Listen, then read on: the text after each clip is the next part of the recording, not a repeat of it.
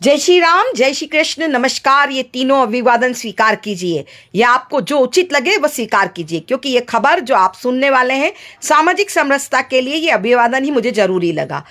चलिए सुनते हैं इन दिनों कलेक्टर परिसर से लेकर शहर तक, जिले तक बुद्धिजीवियों के बीच चल रही खुसर पुसर को।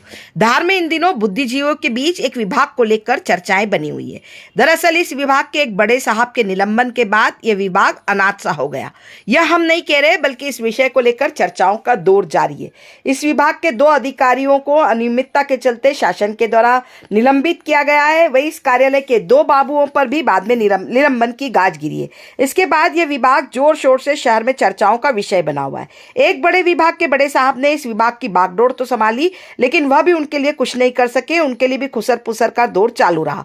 अब इस मलाईदार विभाग में एक अस्वस्थ परंपरा का दौर चल पड़ा है, जिसमें विभाग में गुटबाजी का दौर जारी है, जो कि जिले के लिए यह व्यवस्था ठीक नहीं। हालांकि प्रदेश स्तर पर इस विभाग के आला अधिकारी, जो कि पूर्व में इस जिले में कलेक्टर रह चुके हैं, अब विभाग के बड़े अधिकारी है। यह मामला दबे छुपे लोगों के सोशल मीडिया के माध्यम से उन तक पहुंच चुका है, लेकिन वर्तमान की स्थिति में ऊपर से नीचे तक सभी ने चुप्पी साध रखी है। वही कलेक्टर प्रियंक मिश्रा के लिए यह विभाग सिरदर्द के साथ चुनौती बन चुका है।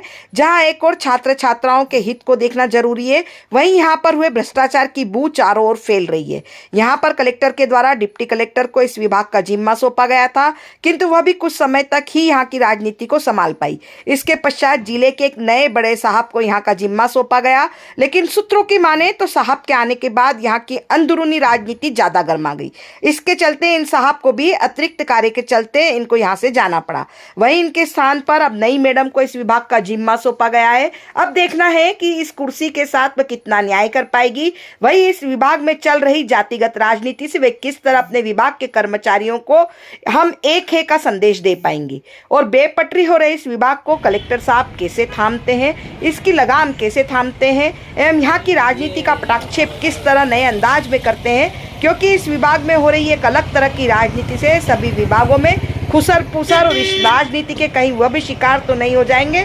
भय और चर्चाओं का दौर जारी है, जो कि प्रशासनिक व्यवस्थाओं में ये ठीक नहीं। बहरहाल कलेक्टर साहब इस विभाग को कैसे प्रशासनिक दूरदर्शी से कसते हैं, ये देखने काबिल होगा। जय राम जी की।